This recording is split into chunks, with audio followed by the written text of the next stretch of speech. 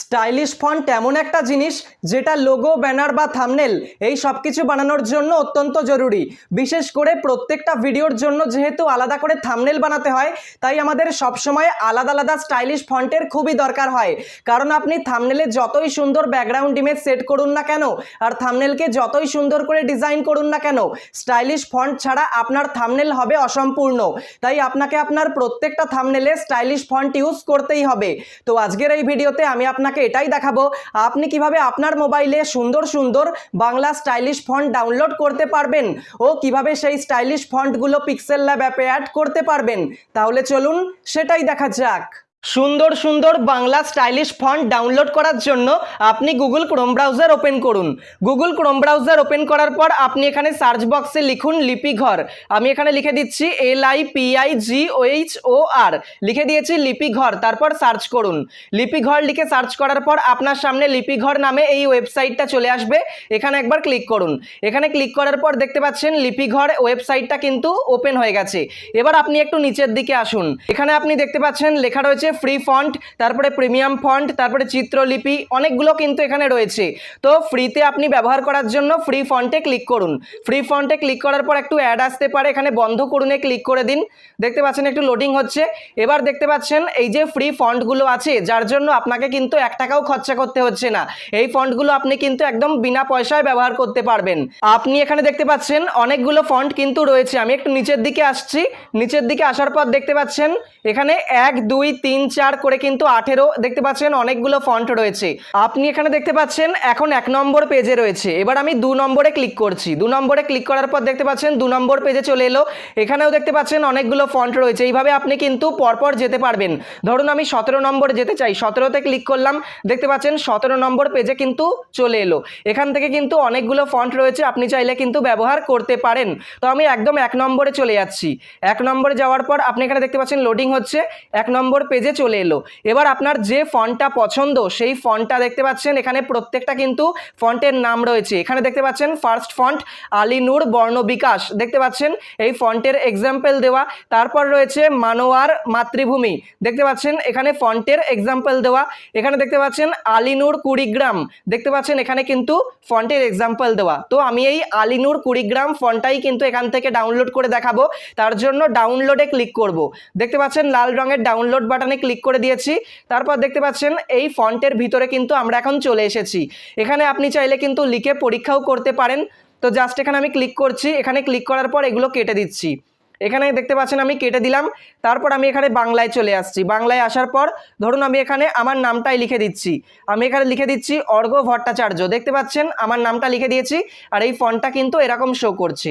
এবার আমি এখান থেকে এটা কেটে দিচ্ছি। এবার আমি এখানে নিচে আসছি। নিচে আসার পর দেখতে পাচ্ছেন এই ফন্ট সম্পর্কে সমস্ত ডিটেলস আপনি পেয়ে যাবেন।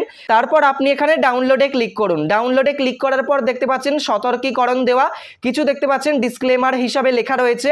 তো আপনি কি করবেন, জাস্ট দেখতে পাচ্ছেন উপরোক্ত বিষয়ে আমি একমত, এই বক্সে ক্লিক করুন। দেখতে পাচ্ছেন বক্সটা লাল হয়ে গেল। এবার আপনি আবার ডাউনলোডে ক্লিক করুন। ডাউনলোডে ক্লিক করার পর দেখতে পাচ্ছেন একটুখানি লোডিং হচ্ছে। দেখতে পাচ্ছেন এখানে ডাউনলোড করতে বলছে, আমি এখানে ডাউনলোডে ক্লিক করে দিচ্ছি। এবার দেখতে পাচ্ছেন ফাইলটা কিন্তু ডাউনলোড হয়ে গেছে। আমি ওপেন করে দেখাচ্ছি। দেখতে পাচ্ছেন এখানে কিন্তু এই ফন্টটা ডাউনলোড হয়ে গেছে। এবার আমি জাস্ট এখান থেকে বেরিয়ে আসছি। এখান থেকে বেরিয়ে আসার পর আমি চলে আসছি আমার ফাইল ম্যানেজারে। আপনিও একইভাবে আপনার ফোনের ফাইল ম্যানেজারে চলে যান। ফাইল ম্যানেজারে যাওয়ার পর আপনি এখানে দেখতে পাচ্ছেন ফোন স্টোরেজ রয়েছে। আপনার ক্ষেত্রে এখানে ইন্টারনাল স্টোরেজ শো করতে পারে। এখানে একবার ক্লিক করুন। এখানে ক্লিক করার পর আপনি এখান থেকে ডাউনলোড ফোল্ডারটা খুঁজে নিন। তো দেখতে পাচ্ছেন এখানে রয়েছে ডাউনলোড ফোল্ডার, ক্লিক করছি। ডাউনলোড ফোল্ডারে ক্লিক করার পর আপনি এখানে দেখতে পাচ্ছেন এখানে সমস্ত ফন্ট কিন্তু শো করছে যেগুলো আমি এর আগে ডাউনলোড করেছি আর ব্যবহার করেছি। তো জাস্ট এখান থেকে আপনি যদি ফন্ট খুঁজে না পান তাহলে খুব সহজে উপরে দেখতে পারবেন একটা সার্চ আইকন রয়েছে, সার্চে ক্লিক করুন। সার্চে ক্লিক করার পর এখান থেকে আপনি জাস্ট ইংলিশ সিলেক্ট করে নিন, তারপর সার্চ করুন। তো আমার ফন্টের নাম হচ্ছে আলিনুর কুড়িগ্রাম। তো আমি এখানে সার্চ করছি। দেখতে পাচ্ছেন আমি আলিনুর লিখে সার্চ করে দিয়েছি। আমি এক্ষুনি যে ফন্ট ফন্টটা ডাউনলোড করলাম, দেখতে পাচ্ছেন আলিনুর 20 গ্রাম, সেটা কিন্তু জিপ ফাইল হিসেবে চলে এসছে। এবার আপনাকে মন দিয়ে যেটা দেখাচ্ছি ভালো করে দেখুন। আলিনুর 20 গ্রাম দেখতে পাচ্ছেন এটা জিপ ফাইল হিসেবে রয়েছে, এখানে একবার টেনে ধরে থাকুন। এইভাবে আমি চেপে ধরে রইলাম। এবার দেখতে পাচ্ছেন এটা কিন্তু টিকমার্ক হয়ে গেছে। আপনার ফোনে কিন্তু এটা সিলেক্ট হয়ে যেতে পারে, এক এক ফোনে এক এক রকম হবে। এবার আপনি এখানে মোড অপশানে ক্লিক করুন। মোড অপশানে ক্লিক করার পর দেখতে পাচ্ছেন একটা উইন্ডো খুলে গেছে, আর 2 নম্বরে একটা অপশান রয়েছে এক্সট্রাক্ট ফাইলস। তো আমার ফোনে এক্সট্রাক্ট অপশান দিয়েছে, আপনার ফোনে আনজিপ অপশানও দিতে পারে। এক্সট্রাক্ট আর আনজিপ এই দুটো কিন্তু একই কথা। তো আপনি জাস্ট এক্সট্রাক্ট বা আনজিপ যে অপশানে দিক এখানে একবার ক্লিক করুন। তো আমি এখানে এক্সট্রাক্ট ফাইলসে ক্লিক করে দিচ্ছি। তারপর দেখতে পাচ্ছেন এখানে বলছে এক্সট্রাক্ট টু কারেন্ট ফোল্ডার, অর্থাৎ এখন যে আমি ফোল্ডারে রয়েছি, অর্থাৎ ডাউনলোড ফোল্ডারে রয়েছে, আপনি চাইলে এই ফোল্ডারেই কিন্তু এক্সট্রাক্ট করতে পারেন।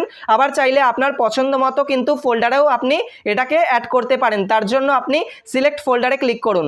সিলেক্ট ফোল্ডারে ক্লিক করার পর আপনি আবার ফোন স্টোরেজ বা ইন্টারনাল স্টোরেজে ক্লিক করুন। তারপর আপনার পছন্দ মতো ফোল্ডারে আপনি কিন্তু এই ফন্টটাকে অর্থাৎ জিপ ফাইলটাকে আপনি অ্যাড করতে পারেন। তো দেখতে পাচ্ছেন আমি এখানে চলে যাচ্ছি PixelLab ফোল্ডারে। PixelLab ফোল্ডার দেখতে পাচ্ছেন শো করছে। PixelLab-এ ক্লিক করলাম। এবার জাস্ট এখানে এক্সট্রাক্ট হিয়ার বা আনজিপ হিয়ার অপশান থাকবে, এখানে অপশান দিয়েছে এক্সট্রাক্ট হিয়ার, এখানে ক্লিক করছি। ক্লিক করার পর জাস্ট আপনাকে এখানে টিক মার্ক করে দিতে হবে। টিক মার্ক করার পর দেখতে পাচ্ছেন এটা কিন্তু এক্সট্রাক্টেড হয়ে গেছে। এবার আমি এখান থেকে চলে যাচ্ছি PixelLab অ্যাপে। PixelLab অ্যাপে যাওয়ার পর দেখতে পাচ্ছেন এখানে আমি একটা লেখা লিখে রেখেছি, এই লেখাটাতে ক্লিক করছি। তারপর আমি এখানে চলে যাচ্ছি দেখতে পাচ্ছেন ফন্ট অপশানে। ফন্ট অপশানে যাওয়ার পর এখান থেকে দেখতে পাচ্ছেন ফন্টগুলো ওপেন হয়ে গেছে। এবার দেখতে পাচ্ছেন মাই ফন্টসে চলে যাচ্ছি। তারপর আপনি এখানে দেখতে পাচ্ছেন 2 নম্বরে ফাইলসের নিচে প্লাস মতো অপশান আছে, এই ফাইলস অপশানে ক্লিক করুন। এখানে ক্লিক করার পর আপনার সামনে আপনার সমস্ত ফোল্ডারগুলো চলে আসবে। তো আমি একটু নিচের দিকে আসছি, দেখতে পাচ্ছেন এখানে PixelLab ফোল্ডারটা শো করছে। PixelLab-এ ক্লিক করছি।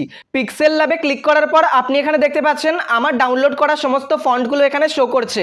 তো আমি ডাউনলোড করেছিলাম আলিনুর 20 গ্রাম এই ফন্টটাকে, দেখতে পাচ্ছেন ফার্স্টেই শো করছে আলিনুর 20 গ্রাম ফন্ট, এখানে ক্লিক করছি।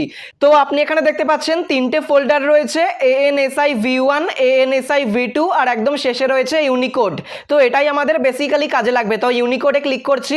ইউনিকোডে ক্লিক করার পর দেখতে পাচ্ছেন ইউনিকোড এই ফোল্ডারের মধ্যে কিন্তু LI আলিনুর 20 গ্রাম ইউনিকোড ইটালিক রয়েছে, আর একটা রয়েছে LI আলিনুর 20 গ্রাম ইউনিকোড। তো এখন আমি আপনাকে এই দুটো ফন্টকেই অ্যাড করে দেখাবো, তার জন্য অ্যাড ডাইরেক্টরিতে ক্লিক করব। এখানে ক্লিক করার পর আপনি এখানে দেখতে পাবেন, এখানে দেখতে পাচ্ছেন একদম ফার্স্টেই LI আলিনুর 20 গ্রাম ইউনিকোড ইটালিক আর LI আলিনুর 20 গ্রাম ইউনিকোড, এই দুটো ফন্ট কিন্তু PixelLab-এর ফার্স্টেই অ্যাড হয়ে গেছে। এবার আমি এই ফন্টটার ব্যবহার করে দেখাবো। এবার আমি এখান থেকে ক্যান্সেল করে দিচ্ছি। এখানে আপনি দেখতে পাচ্ছেন একদম নর্মাল ফন্ট রয়েছে। তো এই ফন্টটাকে চেঞ্জ করার জন্য আমি চলে যাচ্ছি এখান থেকে ফন্ট অপশানে। ফন্ট অপশানে যাওয়ার পর এখানে আপনি দেখতে পাচ্ছেন মাই ফন্টস বলে অপশান রয়েছে, এখানে ক্লিক করছি। তারপর এখান থেকে এক্ষুনি ডাউনলোড করলাম, অর্থাৎ এখানে অ্যাড করলাম LI আলিনুর 20 গ্রাম ইউনিকোড, এটাতে ক্লিক করছি। ক্লিক করার পর ওকে করছি। দেখতে পাচ্ছেন এই ফন্টটা কিন্তু লেখাটাই অ্যাড হয়ে গেল। দেখতে পাচ্ছেন আমি একটু বড় করে নিচ্ছি, এখন কিন্তু দেখতে খুব সুন্দর লাগছে। আবার আমি ফন্টে চলে যাচ্ছি। ফন্টে যাওয়ার পর আমি এখান থেকে আবার মাই ফন্টসে চলে যাচ্ছি। এবার আমি ইটালিকটা ব্যবহার করছি, ক্লিক করলাম, ওকেতে ক্লিক করলাম। দেখতে পাচ্ছেন ইটালিক ফন্টটাও কিন্তু খুব সুন্দর লাগছে। এইভাবে আপনি ইউনিকোড ফন্ট, তারপরে আপনি ইটালিক ফন্ট, তারপরে ANSI V1, ANSI V2, এইভাবে কিন্তু আপনি প্রত্যেকটা ফন্ট ব্যবহার করতে পারবেন। তো এই ছিল আজকের ভিডিওটা ভালো লাগলে একটা লাইক করুন ও চ্যানেলে নতুন হলে সাবস্ক্রাইব করুন। আবার দেখা হবে পরের কোনো একটা ভিডিওতে।